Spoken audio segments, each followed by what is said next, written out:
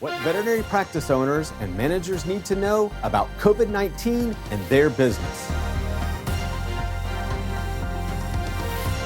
Welcome back to Off-Label Veterinary News, your source for commentary on animals, medicine, and practice life. This week, we're taking a special look at a topic that's affecting veterinary practices and businesses around the world.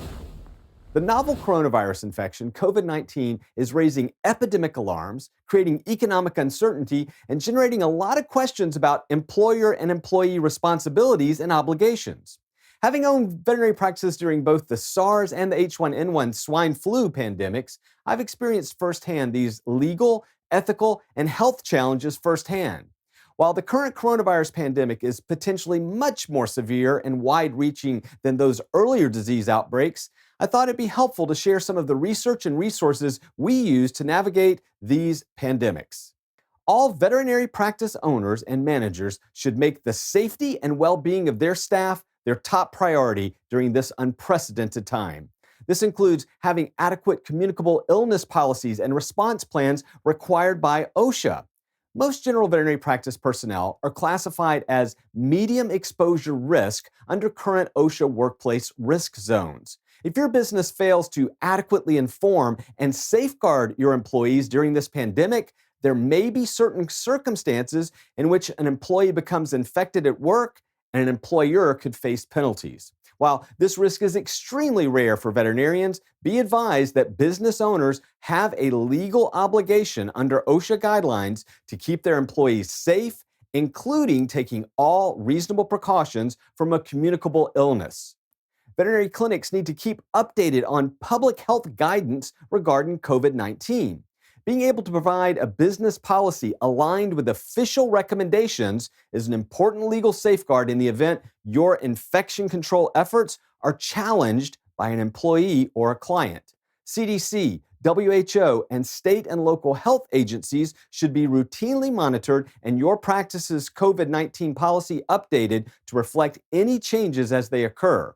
For both legal, practical, and ethical reasons, every business needs to be able to demonstrate they have provided employees with accurate education about how to prevent the spread of COVID-19 and given them the means to act on that information. So ideally, you should conduct staff training before any workplace infection occurs. This can be as simple as reviewing the modes of COVID-19 transmission, disease symptoms, sharing public health guidelines, and providing official sources of information that your practice policies are based on. Document all training sessions with each employee.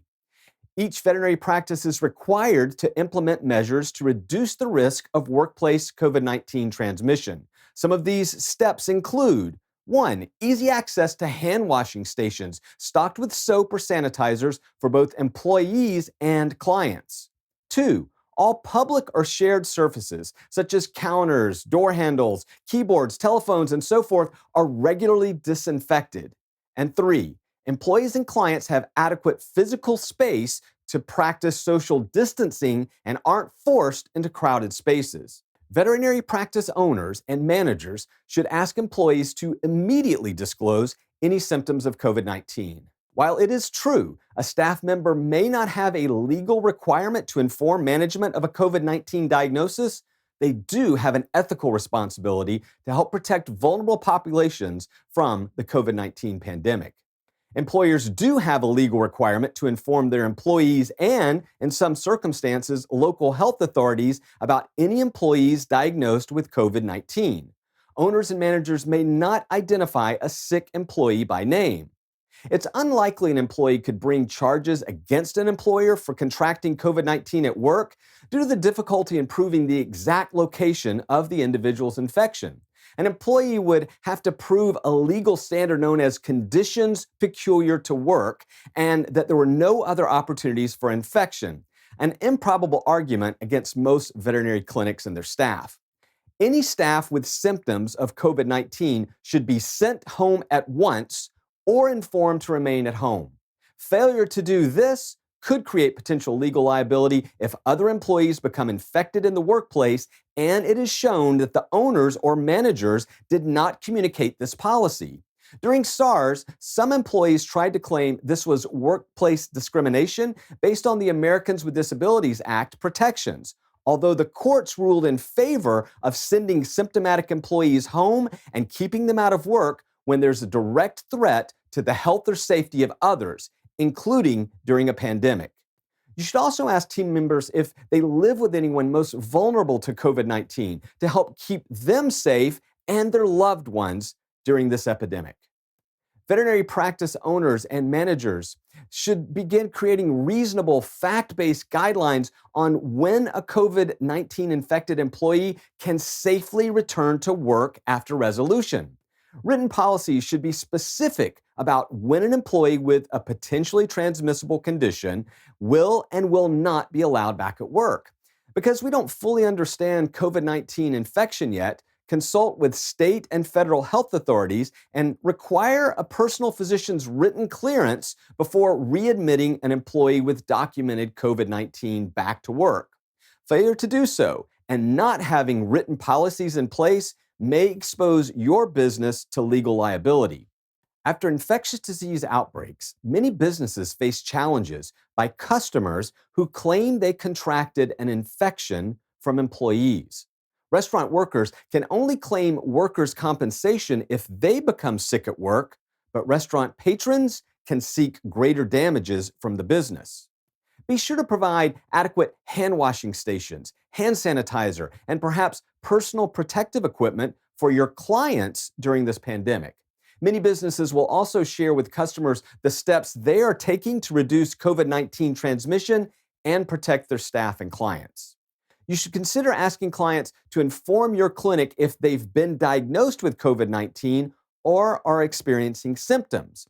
Offering to meet clients in their car to triage or transport their pet into your clinic, providing curbside delivery of prescriptions or supplies, and offering telemedicine services should be evaluated.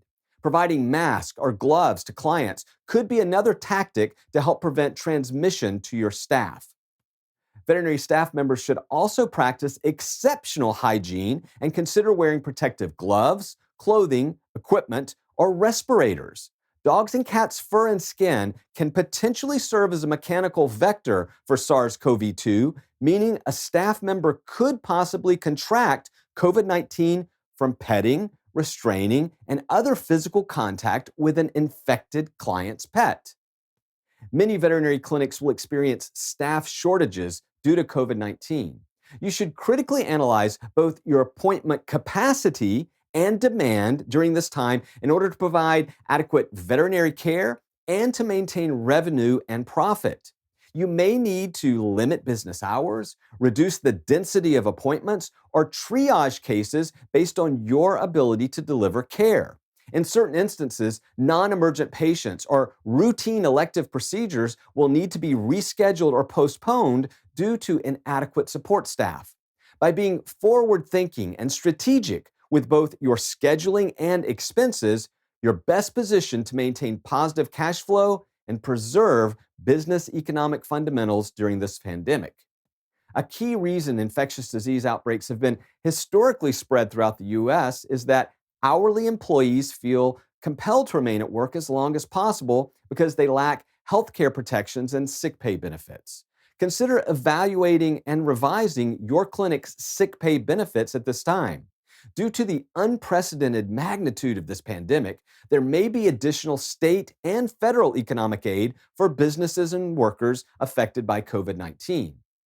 But what happens if the worst case happens?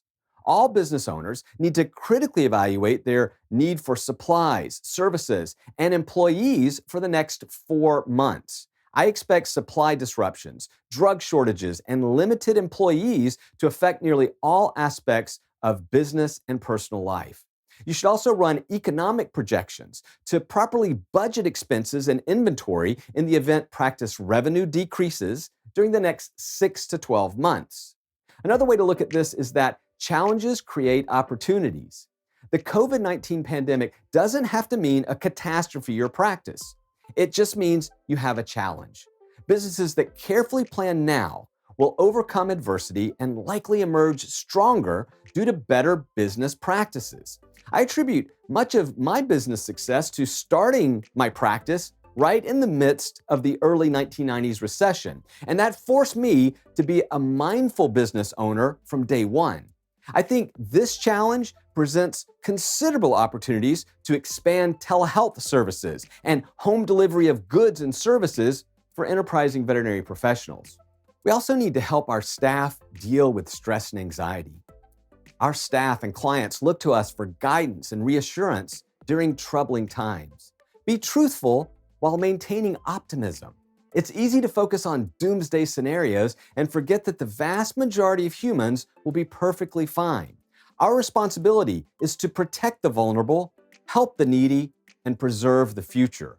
This is a time for humanity to unite against our common foe and emerge more connected and resilient. Be safe out there.